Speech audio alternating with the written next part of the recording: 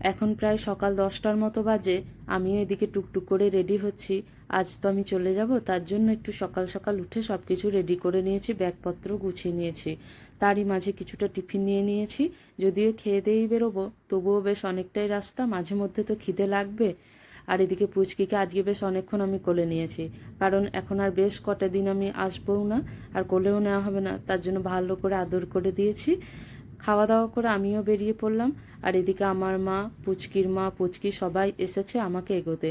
পুচকিকে আবারও একটু আদর করে দিলাম। পুচকি ঘুমিয়েই আছে, আমাকে দেখলই না।